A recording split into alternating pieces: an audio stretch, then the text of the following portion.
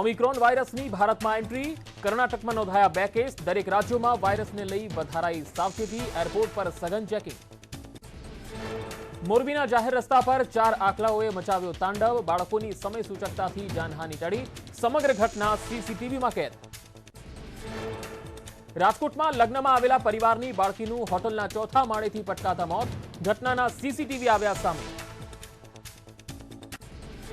ભારે પવન ફૂંકાતા ગીર સોમનાથના નવા બંદરે 13 થી 15 જેટલી બોટ ડૂબી, ગુમ થયેલા માછીમારોમાંથી 5નો બચાવ, હેલિકોપ્ટરની મદદથી રેસ્ક્યુ ઓપરેશન.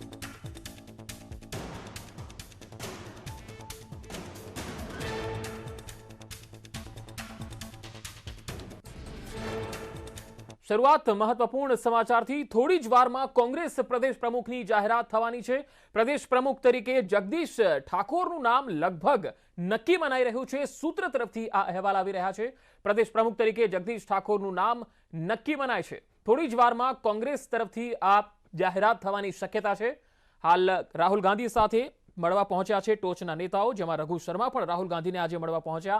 અને ગુજરાતમાં જે ઘણા સમયથી ખાલી છે પ્રદેશ પ્રમુખ અને નેતા વિપક્ષનું પદ, અને તેને લઈને ક્યારે જાહેરાત થાય તેને લઈને કોંગ્રેસના નેતાઓ પણ લગાતાર રાહ જોઈને બેઠા છે. ગઈકાલે પણ મનીષ દોશીએ આ જ વાત કહી હતી. થોડી જ વારમાં હવે કોંગ્રેસ પ્રદેશ પ્રમુખની જાહેરાત થઈ શકે છે.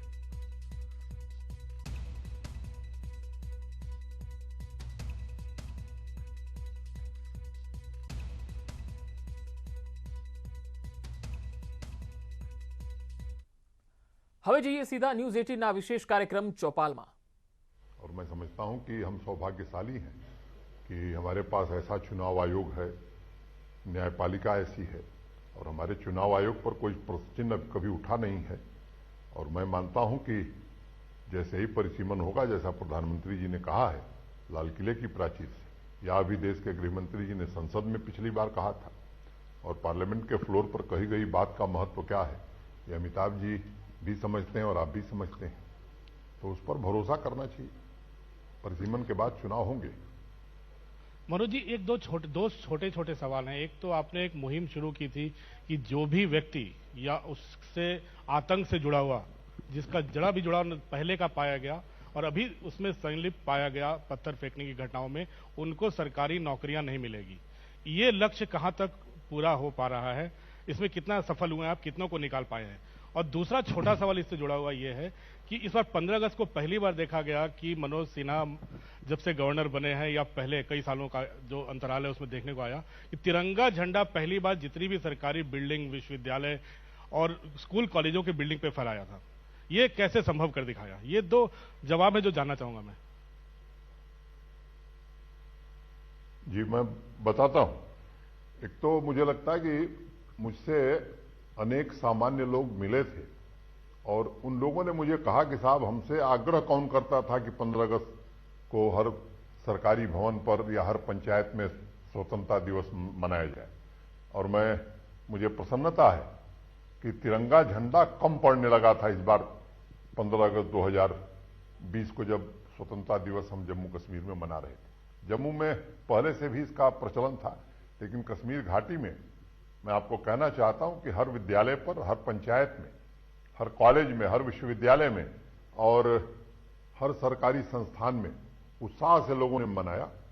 और मोटे तौर पर 4 लाख से ज्यादा लोगों ने हिस्सा लिया कार्यक्रमों में. एक प्रतियोगिता भी हमने कराई थी नेशनल एंथम को, डिस्ट्रिक्ट लेवल पर, डिविजनल लेवल पर और पूरे यूटी लेवल पर. उसमें बच्चों ने पार्टिसिपेट किया.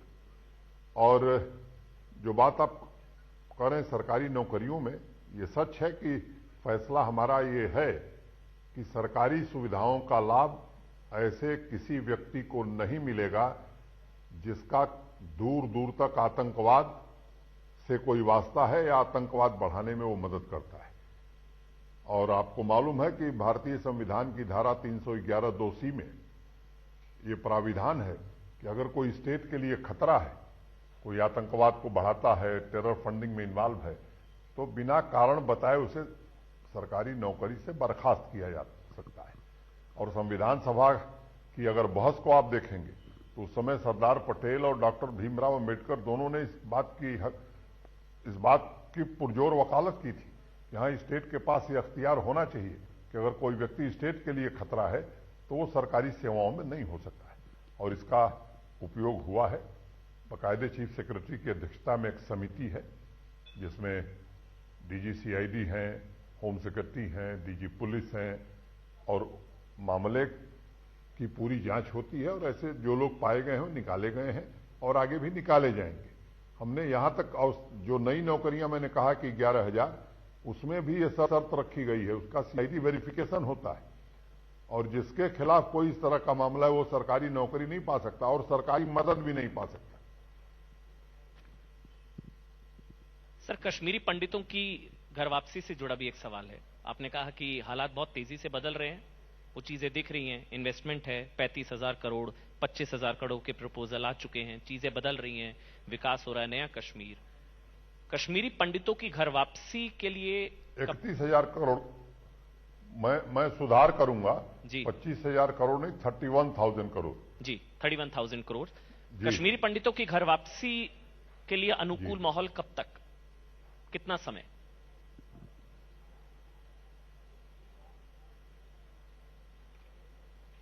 मैं थोड़ा उसमें 2 मिनट समय लूंगा जी। एक भारत सरकार ने पीएम पैकेज में 6,000 नौकरी, 6,000 घर कश्मीरी पंडितों के लिए प्राविधान किया था। आज मैं आपको यह बताने जा रहा हूं कि 132 पदों को छोड़ करके सारे पद भर दिए गए हैं, जो 3,000 भरने के लिए पता नहीं कितने वर्ष लग गए थे, और 132 में से भी मोटे तौर पर 80 पदों का विज्ञापन भेज दिया गया है निकालने के लिए। 6,000 घर वो हनुमान जी की पूंछ हो गया था, रहा था बनेगा कि ना, बड़ा कठिन प्रश्न खड़ा हो गया था, यक्ष प्रश्न की तरह। तो उसमें लगभग 3500 घरों के निर्माण का काम जारी है, बाकी के टेंडर हो रहे हैं, वो भी 1.5 साल में बना करके लोगों को दे दिए जाएंगे। जो माइग्रेंट लोगों की प्रॉपर्टीज थी, चाहे वो डिस्ट्रेस सेल हुआ हो, इंक्रोचमेंट हो, उसको खाली कराने का भी अभियान चलाया गया, और मैं आपको कह सकता हूं कि काफी संख्या में एक पोर्टल हमने बनाया है। देश दुनिया के किसी हिस्से से कोई भी माइग्रेंट, उसमें केवल कश्मीरी पंडित नहीं, उसमें सिख भाई भी हैं, कुछ मुस्लिम भाई भी हैं, अगर उस पर आवेदन करता है तो उसकी जांच हम कराते हैं और 15 दिन में कार्रवाई करते हैं।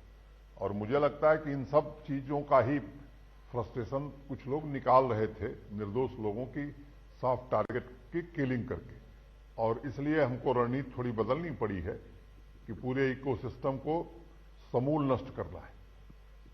और मैं उम्मीद करता हूं कि जो बात मैंने कही कि इस इकोसिस्टम पर प्रहार हम कर रहे हैं, अमन, चैन, शांति पूरी तरह से कायम हो जाए तो स्वाभाविक रूप से और भी कई उपाय कर रहे हैं, जो मैं चैनल के माध्यम से नहीं कहना चाहता हूं, लेकिन जल्द ही उस बारे में भी देश को जानकारी मिलेगी कि लोग कैसे सुरक्षित और सम्मानपूर्वक वहां रह रहे हैं। ભારતમાં ઓમિક્રોન વાયરસની એન્ટ્રી થઈ છે। કર્ણાટકમાં ઓમિક્રોનના 2 કેસ નોંધાયા છે। બંને લોકો દક્ષિણ આફ્રિકા ગયા હતા। દરેક રાજ્યમાં ઓમિક્રોન વાયરસને લઈને સાવચેતી વધારવામાં આવી છે। એરપોર્ટ અને વિવિધ સ્થળો પર ચેકિંગ વધારવામાં આવ્યું છે। તો ભારતમાં ઓમિક્રોન વાયરસની એન્ટ્રી થઈ છે। કર્ણાટકમાં ઓમિક્રોનના 2 કેસ નોંધાયા છે। બંને લોકો દક્ષિણ આફ્રિકાના પ્રવાસીથી આવેલા હતા। और पिछले 24 घंटे के अंदर हमारे देश में 2 ओमिक्रॉन वेरिएंट के केस हमारे इस नेटवर्क के द्वारा डिटेक्ट किए गए कर्नाटक में, जिसकी रिपोर्ट कल रात काफ़ी लेट आई थी, जिसको हम आपके सामने रखना चाहेंगे। और वह जो 2 केस हैं उनके बारे में हम बताना चाहेंगे कि उसमें से एक केस 66 साल के एक मेल हैं, दूसरा केस 46 साल के एक मेल हैं।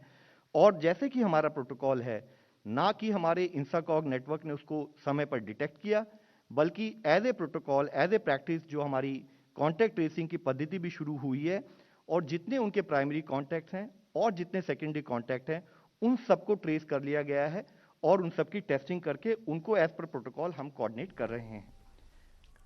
तो ओमिक्रोन वेरिएंट वायरस 11 देशों में जोवा मળી રહ્યો છે। एवा हाई रिस्क 11 देशमांथी वलसाड जिल्लाમાં 12 मुसाफरो आवता वहीवटी तंत्र અને आरोग्य विभाग पण दौड़तुं थयुं છે। 12 મુસાફરોને ક્વોરન્ટાઇન કરવામાં આવ્યા છે. શરૂઆતમાં તમામનો RT-PCR ટેસ્ટ કરવામાં આવતા તમામનો ટેસ્ટ નેગેટિવ આવ્યો હતો.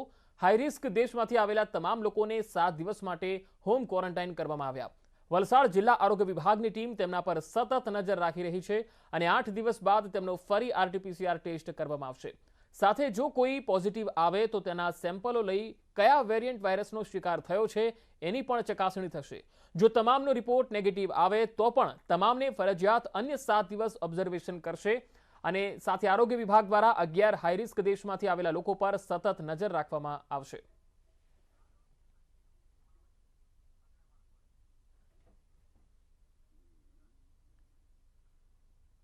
હાલ આરોગ્ય સચિવ મનોજ અગ્રવાલ સંબોધન કરી રહ્યા છે. શું કહી રહ્યા છે આવો સાંભળીએ. એટલે એ બંને પ્રકારના RT-PCR ટેસ્ટિંગ આ કરીને આ લોકો ગઈકાલથી અમે એ કરાવી રહ્યા છીએ અને એ પ્રમાણે હજી સુધી કોઈ અમને પોઝિટિવ ત્યાંથી યાત્રિક મળ્યો નથી. સાહેબ, અત્યારે કેન્દ્ર તરફથી બુસ્ટર ડોઝની પણ ખૂબ ચર્ચા થઈ રહી છે. બુસ્ટર ડોઝ આ જે વેરિયન્ટ સામે કેટલો કારગર સાબિત થઈ છે? બુસ્ટર ડોઝની જરૂરત ખરી કોઈ? કેન્દ્ર સરકાર જ્યાં સુધી બતાવ્યું છે એ પ્રમાણે હું કહી શકું છું કે બૂસ્ટર ડોઝની ચર્ચા કેન્દ્ર સરકારના ICMR, સ્વાસ્થ્ય મંત્રાલય, NDMA વગેરે અને તજજ્ઞો જેટલા છે એ બાબતમાં ચર્ચા કરી રહ્યા છે. અત્યારે જ્યાં સુધી ડોઝની વાત છે, અંદાજિત દર માસે 28 થી 30 કરોડ સુધીના ડોઝ જે છે બની રહ્યા છે. આપણે જાણીએ છીએ કે કુલ મળીને 125 કરોડથી ઉપર પણ ડોઝ આપણે લગાડી ચૂક્યા છે. આખા દેશમાં એક ડોઝ એટલે 94 કરોડ ડોઝ દરેક એટલે વ્યક્તિને આપીએ તો 94 કરોડ ડોઝ જોઈએ. 2 ડોઝ જોઈએ તો આપણે અંદાજ 188 કરોડ ડોઝ છે, એમાં 125 કરોડ ડોઝ તો લગાડી ચૂક્યા છીએ.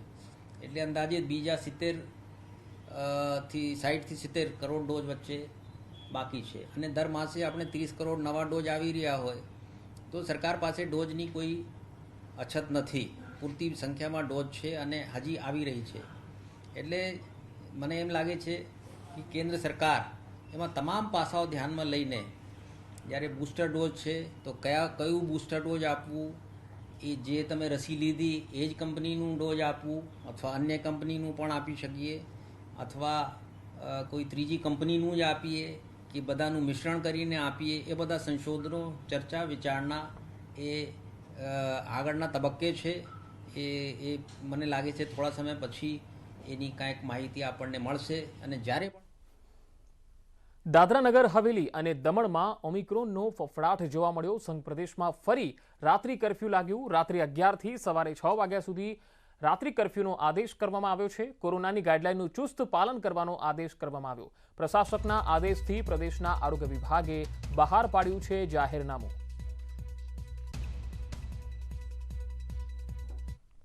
કમોસમી વરસાદને લઈને હવામાન વિભાગે આગાહી કરી છે. દક્ષિણ ગુજરાતમાં 48 કલાક વરસાદી માહોલ રહેશે. સૌરાષ્ટ્રમાં 24 કલાક બાદ વાતાવરણ સ્વચ્છ થશે. વરસાદી માહોલના કારણે લઘુત્તમ તાપમાન ઘટ્યું છે. અમદાવાદમાં લઘુત્તમ તાપમાન 16.9 ડિગ્રી નોંધાયું, જ્યારે નલિયામાં લઘુત્તમ તાપમાન 15.2 ડિગ્રી નોંધાયું. 2 દિવસ બાદ લઘુત્તમ તાપમાન 2 થી 4 ડિગ્રી ઘટશે. આગામી દિવસમાં ઠંડીમાં વધારો જોવા મળશે.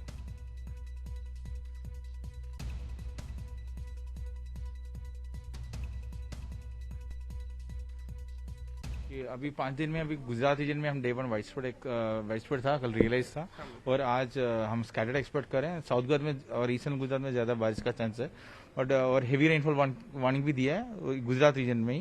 मोस्टली हम ईस्ट साइड में हम एक्सपेक्ट करें, लाइक दाहोद उसी एरिया में एक्सपेक्ट करें. और सौराष्ट्र कच्छ में डे 1 आइसोलेटेड है और गुजरात रीजन डे 2 में थोड़ा लाइट एक्सपेक्ट करें आइसोलेटेड साउथ गुजरात एरिया में. और उसके बाद सभी एरिया ड्राई है नेक्स्ट 5 डेज तक.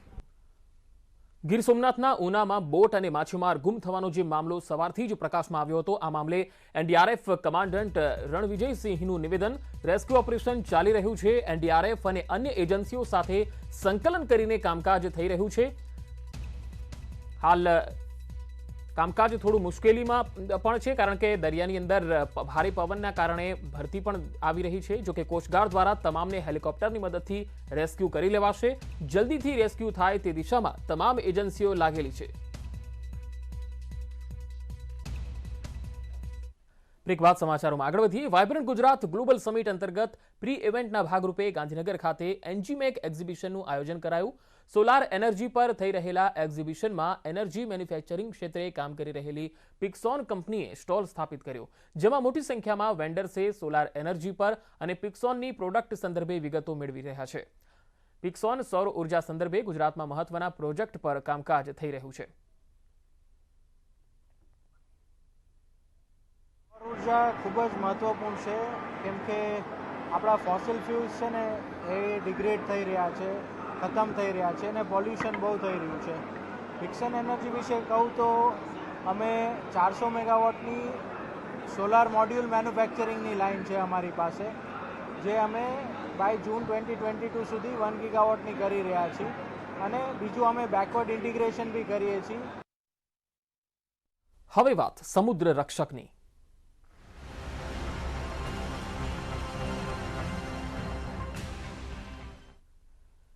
દેશની રક્ષામાં તૈનાત જાંબાજો સાથે ન્યૂઝ 18એ વિતાવી કેટલીક પળો, જેમાં રાત્રિના સમયે કેવી રીતે દુશ્મન દેશની શિપને ઓળખવામાં આવે છે અને તેની કવાયતને પારખવામાં આવે છે. આ તમામ ગતિવિધિઓ વચ્ચે ન્યૂઝ 18 ગુજરાતી પર તટરક્ષકની આ વાત. હાલમાં કોસ્ટગાર્ડના જહાજ ઉપર છે અને જ્યાં મારી પાછળના દ્રશ્યો આપ જોઈ રહ્યા છો કે એક રોકેટ લોન્ચરને લોડ કરી દેવામાં આવ્યું છે. રોકેટ લોન્ચરની અંદર એલિમિનેશન કરવામાં આવ્યું છે અને હવે ફાયર થશે. એનો ધડાકાનો અવાજ પણ આપ સાંભળશો કે આ એલિમિનેશન જે છે તે આકાશમાં જઈ અને 6 લાખ કેન્ડલનો પ્રકાશ એક સાથે પાથરશે. સૌથી મહત્વની વાત એ છે કે આ વોર્નિંગ છે, કાઉન્ટડાઉન શરૂ થયું છે અને અવાજ આપે છે સાંભળ્યો છે. હવે આ આકાશમાં આપ જોઈ રહ્યા છો કે જે એલિમિનેશન ફાયર થયા બાદ જે અવાજ જે આવ્યો ત્યારબાદનો આ પ્રકાશ આપ જુઓ કે આસપાસની આજુબાજુમાં જે પણ લોકો છે અથવા તો કોઈ એવી કોઈ શિપ છે તેને ઓળખવામાં મદદરૂપ થઈ શકે છે. 3 મીટર પ્રતિ સેકન્ડની ઝડપે આકાશમાંથી તે નીચે આવે છે. સૌથી મહત્વની વાત છે કે આ એલિમિનેશન છે, એટલે કે આ એક્સપ્લોઝિવ નથી. જે લોકોને સાદી ભાષામાં અને સામાન્ય ભાષામાં કહે તો ત્યાં આગળ કોણ છે એ સમજવાનો પ્રયાસ અંધારાની અંદર એલિમિનેશનથી કરવામાં આવતો હોય છે. સાથે જ હાઈ એક્સપ્લોઝિવ, જેને HE કહેવામાં આવે છે, તે પણ ઘણી વખત બ્લાસ્ટ કરવામાં આવતું હોય છે અને તેનો મુખ્ય ઉદ્દેશ એ છે કે જ્યારે હાઈ એક્સપ્લોઝિવ લોન્ચ કરવામાં આવે તો દુશ્મન દેશ અથવા તો દુશ્મન તરફથી જે પ્રતિક્રિયા છે તેને જાણવામાં આવી શકે. આ આપ એરિયા જોઈ રહ્યા છો અને હેલોડેક કહેવામાં આવે છે અને હેલોડેક ઉપરથી જ ફાયરિંગ કરવામાં આવ્યું છે.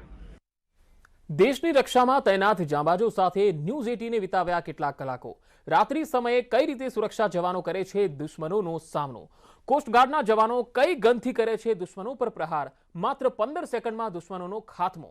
જુઓ આ તમામ ગતિવિધિઓ ન્યૂઝ 18 ગુજરાતી પર તટરક્ષકની વાત. હવે રાત્રિ સમયની અંદર જ્યારે ફાયરિંગ કરવામાં આવશે ત્યારે આ એક એક્સરસાઇઝ કરવામાં આવી રહી છે. આપણે એક પણ દ્રશ્યો બતાવીએ. MMG જે છે તેને તૈનાત કરી દેવામાં આવી છે. MMGની અંદરનો એ પ્રયાસ છે કે આ જે ફાયરિંગ છે તેને એલિમિનેટ કરવામાં આવી શકે. એક MMGને આપ અહીંયા જોઈ રહ્યા છો, બીજી જહાજની બીજી તરફ LMG લગાવવામાં આવી છે. અને સૌથી મહત્વની વાત એ છે કે જ્યારે એક એલિમિનેશન કરવાનું આવતું હોય છે, જ્યારે ટાર્ગેટ તેના રડારમાં આવતો હોય છે, તેને ફાયર કરી અને તેને રોકવા માટેનો આ પ્રયાસ કરવામાં આવતો છે. એમઓસ જે છે એટલે કે જે ગોળીઓ છે તેને લોડ કરી દેવામાં આવી છે. જેવું જે દુશ્મનની જાણ થઈ જશે તુરંત જ ફાયરિંગ કરવામાં આવશે. સ્ટેન્ડ બાયને જે કમાન્ડ છે તે મળી ચૂક્યા છે અને હવે 10 સેકન્ડની અંદરની એ ફાયરિંગ હશે કે જેમાં વારંવાર ફાયરિંગ કરવામાં આવશે, વોર્નિંગ ફાયરિંગ હશે, તેઓને એલિમિનેટ કરવાની ફાયરિંગ હશે અને સતત પ્રયાસ થતો રહેશે કે તેઓને રોકી દેવામાં આવે. એલિમિનેશન જે છે એમ્યુનેશન તે ફૂલ કરી દેવામાં આવ્યું છે, જેથી આવનાર જે પણ વ્યક્તિ છે તેને ખ્યાલ આવી જાય કે કોસ્ટગાર્ડ તેઓને સમજી ચૂક્યા છે અને હવે તેઓ ફાયરિંગ કરવા માટે પણ જઈ રહ્યા છે. સૌથી મહત્વની વાત છે આ ફાયરિંગને લઈને કે 15 સેકન્ડના ફાયરિંગમાં એક બાદ તમામ લોકોને ટાર્ગેટ અને એલિમિનેટ કરવામાં આવી શકે છે. હાલમાં જે આ દ્રશ્યો આપ જોઈ રહ્યા છો આકાશમાં, એ દ્રશ્યથી એ પ્રયાસ છે કે તેને દુશ્મન જે છે તેને રાત્રિ સમયે ઓળખી લેવામાં આવે, જેથી ફાયરિંગ કરવામાં પણ આસાની રહે. હવે જે MMG છે તે તરફ જવાનું હું મારા સહયોગી કેમેરામેનને કહીશ, હરીશને, કે દેખાડે દ્રશ્યો, કેમ કે હવે જે રીતે જ આ મશીન ગનના ઓપરેટર્સ તેઓનો ખ્યાલ આવી જશે કે જે રીતે દ્રશ્યો નીચે આવી રહ્યા છે, દ્રશ્યો ક્લિયર થઈ રહ્યા છે અને ફાયરિંગ શરૂ કરી દેવામાં આવશે. આ ફાયરિંગ કે કેવી રીતે આ દુશ્મન દેશના જે લોકો ઘૂસ્યા છે, લોકો છે કે જેને એલિમિનેટ કરવામાં આવી શકે. આ જે MMGથી ફાયરિંગની આપ જોઈ રહ્યા છો, MMGથી ફાયરિંગ કરવામાં આવી રહ્યું છે, જેથી તેઓ એ રીતે તેઓને રોકવામાં પણ મદદ થઈ છે. સતત MMGથી આ ફાયરિંગ થઈ રહ્યું છે અને MMGના ફાયરિંગ એ સ્પષ્ટ કરી રહ્યું છે કે તેઓને એલિમિનેટ કરવામાં આવશે. આ એ સ્પષ્ટ કરવા માટેનો એક પ્રયત્ન છે કે કેવી રીતે દુશ્મનોને ખાત્મો બોલાવી શકાય છે. ન્યૂઝ 18એ દેશની રક્ષામાં તૈનાત જાંબાજો સાથે કેટલાક કલાકો વિતાવ્યા. કોસ્ટગાર્ડનું ઓવરક્રાફ્ટ કેવી રીતે પાકની નાપાક હરકતને નિષ્ફળ કરી શકે છે, ઓવરક્રાફ્ટ દરિયાઈ સીમાથી ઉપર આવી જમીની સ્તર પર કઈ રીતે કરે છે દુશ્મનો પર હુમલો, જુઓ તમામ ગતિવિધિઓ ન્યૂઝ 18 ગુજરાતી પર તટરક્ષકની વાત। તો હાલમાં અમે આઈએમબીએલથી ખૂબ જ નજીકના વિસ્તારમાં છીએ। બે ઓવરક્રાફ્ટ અમારી સાથે છે, એક નાઇટ વિઝન સાથેનું છે અને બીજું ઓવરક્રાફ્ટ જે છે તેમાં હેવી મશીન ગન HMG લગાવવામાં આવી છે। આ હેવી મશીન ગનવાળી જે ઓવરક્રાફ્ટને આપ જોઈ રહ્યા છો તેના તરફથી એક ડ્રિલ કરવામાં આવી રહી છે, એક એક્સરસાઇઝ માત્ર છે કે જેમાં તેઓ ફાયરિંગ કરીને બતાવશે। આ જે ફાયરિંગના દ્રશ્યો આપ જોઈ રહ્યા છો, દરિયાની અંદરના એ દ્રશ્યોમાં આપને ખ્યાલ આવશે કે કેવી રીતે ફાયરિંગ થઈ રહ્યું છે। જે જગ્યાએથી આપ પાણીના ઉછાળા જોઈ રહ્યા છો કે જે પરપોટા જેવું આપને લાગી રહ્યું હશે, પરંતુ ત્યાં આગળ સતત ફાયરિંગ કરવામાં આવી રહ્યું છે। આ ફક્ત એક્સરસાઇઝ છે, પરંતુ એક હોવર કે જે પાણીમાંથી જમીન પર આવી જાય છે, પાણીમાંથી જમીન પર આવતા આવતા તે સતત ફાયરિંગ પણ કરી શકે છે અને તેની આ એક એક્સરસાઇઝ કરીને દેખાડવામાં આવી રહી છે કે જો કોઈ પણ નાપાક હરકત પાકિસ્તાન કરવાનો વિચાર માત્ર કરે અથવા તો આ જગ્યા ખાલી છે તેવું સમજીને કોઈ આતંકીઓ પોતાનું અહીંયા આગળ સ્થાન બનાવી અને પછી ભારતની અંદર ઘૂસવાનો પ્રયાસ કરે તો તેને રોકવા માટે આ રીતે પણ ફાયરિંગ કરવામાં આવી શકે છે। અને એ દ્રશ્યો સ્પષ્ટ કરી રહ્યું છે કે ફાયરિંગની ઘટનાને કેવી રીતે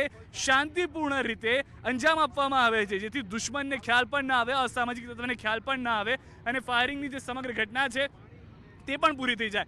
સૌથી મહત્વની વાત એ છે કે ઇન્ડિયન કોસ્ટગાર્ડ સતત એ પ્રયાસ કરતું રહ્યું છે કે જે ફાયરિંગ રેન્જ છે અથવા તો જે ફાયરિંગ છે તે બને ત્યાં સુધી ટાળી દેવામાં આવે જેથી જે દુશ્મનો છે તે દુશ્મનોને પણ ખ્યાલ ન રહે। સૌથી મહત્વની વાત એ છે કે આ ઘટનાઓ જે આપણે દ્રશ્યોમાં આપ જોઈ રહ્યા છો કે જે સતત ફાયરિંગ કરીને દેખાડવામાં આવી રહી છે તે હંમેશા તે માટે એક વોર્નિંગ રૂપ હોય છે કે તેઓ પહેલાં વોર્નિંગ આપે છે ફાયરિંગ કર્યા બાદ, અને છતાં પણ જો તેઓ સમજતા નથી તો પછી સીધું જ જે પણ ટાર્ગેટ છે તેને એલિમિનેટ કરી દેવામાં આવે છે। અને આ સૌથી મહત્વની વાત એ છે ઓવરક્રાફ્ટની કે આ બંને ઓવરક્રાફ્ટ એક સાથે ફરતા હોય છે અને આ બંને ઓવરક્રાફ્ટનું ઇમ્પોર્ટન્ટ વર્ક જે છે તે સાથે ફરી નાઇટ વિઝનમાં પેટ્રોલિંગની સાથે ફાયરિંગને પણ તેઓ રેન્જમાં લાવી અને ટાર્ગેટને એલિમિનેટ કરી શકે છે।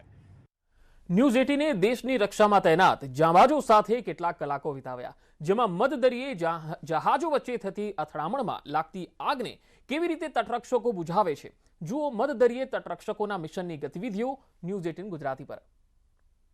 દરિયાની અંદરનું એક મિશન પાર કરવાનો પ્રયાસ કરવામાં આવી રહ્યો છે ભારતીય તટરક્ષક દ્વારા કે જેમાં એક कैप्टन की टीम जैसे અને તેઓ આ મિશનને બ્રીફ કરી રહ્યા છે। આપણે એમની સાથે વાત કરી લે। સર પૂરા મિશન क्या है और किस तरह से आप ये मिशन को पार करने के लिए जा रहे हैं? एक्चुअली जो मिशन है वो है कि OST हमारे यहाँ पे एक ऑयल स्पिल हो गया है, chances of oil spill are there, so we are just going to assess the situation and help we can do whatever we can do. તો એક મિશન છે જેને પાર કરવા માટે જઈ રહ્યા છું। હું આપને એ પણ વિઝ્યુઅલ્સ અને દ્રશ્યોમાં બતાવી દઉં કે જે પ્લેન છે જેમાં તેઓ જવાના છે તે મારી પાછળના ભાગમાં છે અને આ જે ભારતીય તટરક્ષકનું હવાઈ જહાજ છે જે તટરક્ષકના હવાઈ જહાજમાં જશે। સૌથી મહત્વની વાત છે કે આ જે દ્રશ્યોમાં આપ જોઈ રહ્યા છો આ જહાજ તેની સાથે આજે આપ જોઈ રહ્યા છો તે મિસાઇલ જેવું આપને લાગતું હશે, પરંતુ આ મિસાઇલ નથી। આની અંદર લાખો ટન પાણીનો મારો જે છે તે કરવા માટેની એક જગ્યા રાખવામાં આવી છે। જહાજ જે છે આ પ્લેન જોઈ રહ્યા છો તેની બંને તરફ આ રીતની એક એક મિસાઇલ જેવું પાણી ભરવા માટેનું મશીન રાખવામાં આવ્યું છે કે જે શક્ય હશે જો આગ લાગવાની પરિસ્થિતિ થાય તો તેના પર કાબૂ મેળવી શકે। સાથે જ દરિયાની અંદર કેવી રીતે જ્યારે બે જહાજ અથડાતા હોય છે અને એ દરમિયાન એ જહાજ અથડાતા હોય ત્યારે ઓઇલ લીક ના થાય તેનું પણ આ મિશનમાં ધ્યાન રાખવામાં આવશે। અમરેલીમાં પવનના સુસવાટા સાથે ઠંડીનું જોર વધી ગયું છે। ઠંડા પવન ફૂંકાતા વાતાવરણ ઠંડુગાર થઈ ગયું છે। ગરમ કપડાની બજારમાં અચાનક માંગણી વધી ગઈ છે। ગરમ કપડા, સ્વેટર, જેકેટ સહિતની માંગ વધી છે। ચાની ચુસ્કી મારીને ઠંડીથી બચવાનો પ્રયત્ન કરતા લોકો પણ જોવા મળ્યા। અમરેલીમાં સાપુતારા કે પછી મનાલી હોય આ તમામ જગ્યાએ આવા જ દ્રશ્યો જોવા મળ્યા।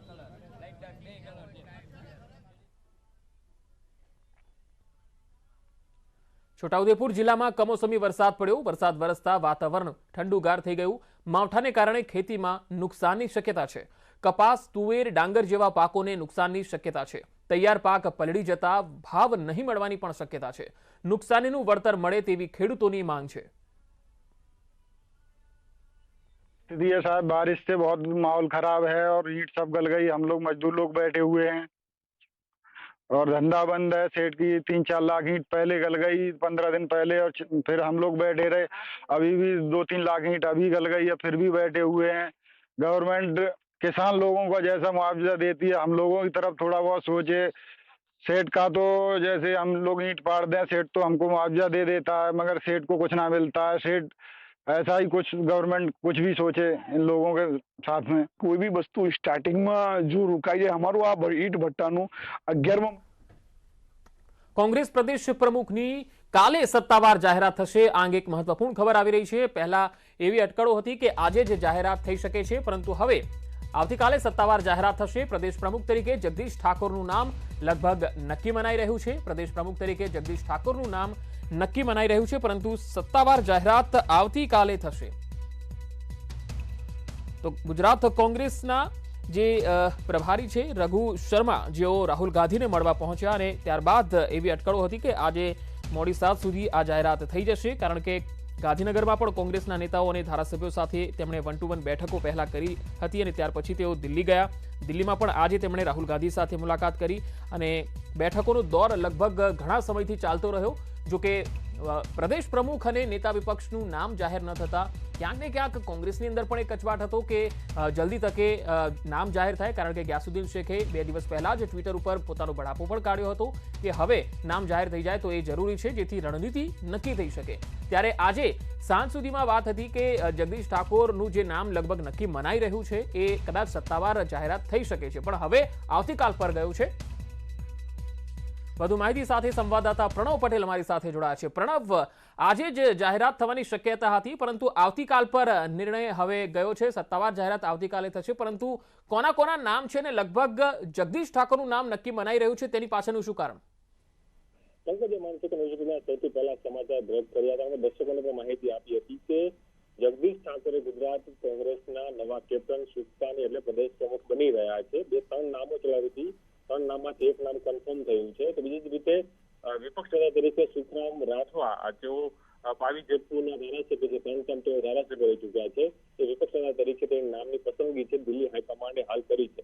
પરંતુ સત્તાવાર રીતે નામની જાહેરાત આવતીકાલે એટલા માટે થશે કે વેણુગોપાલ, જેઓના મહામંત્રી છે દિલ્હી કોંગ્રેસના, તેઓને સેનેટર કરવાની હોય છે, તેઓ હાલે હાજર નહીં હોવાને કારણે તેઓ આવતીકાલે આ સમગ્ર જે પ્રક્રિયા છે તે કરવાના છે। પરંતુ આ નામ છે તે કન્ફર્મ થઈ ગયા છે। સત્તાવાર રીતે માત્ર ખાલી જાહેરાતથી બાકી છે, પરંતુ ઔપચારિકતા તમામ વસ્તુની પૂર્ણ થઈ ચૂકી છે અને તેને લઈને જ જગદીશ ઠાકોર ઓડિશા શહેરો છે ઉત્તર ગુજરાતમાંથી તેઓ પાટણના એક ટર્મ સાંસદ પણ રહી ચૂક્યા છે અને 2 ટર્મ તેઓ ધારાસભ્ય પણ રહી ચૂક્યા છે। ઓબીસી સમાજમાં સારી પકડ ધરાવતા આ નેતા છે, તેની જે સ્પીચ છે લોકો તેને આકર્ષે છે તેની સ્પીચ સાથે બોલવા હતા। આપ જોયું ટૂંક સમય થોડા દિવસો પહેલા તેઓ એક નિવેદન પણ આપ્યું હતું, ઓબીસી સમાજનો જ એક વ્યક્તિ છે તે સીએમ હોવો જોઈએ, તેથી તે એક એનું બેકગ્રાઉન્ડ છે। સુખરામ રાઠવા પણ આદિવાસી સમાજમાંથી આવે છે, તેથી કોંગ્રેસ પાર્ટીએ આદિવાસી સમાજ અને ઓબીસી સમાજ છે બંનેનો સમન્વય કરીને આ બંને જાહેરાતો કરી છે। જી પ્રણવ, આભાર સમગ્ર માહિતી આપવા માટે।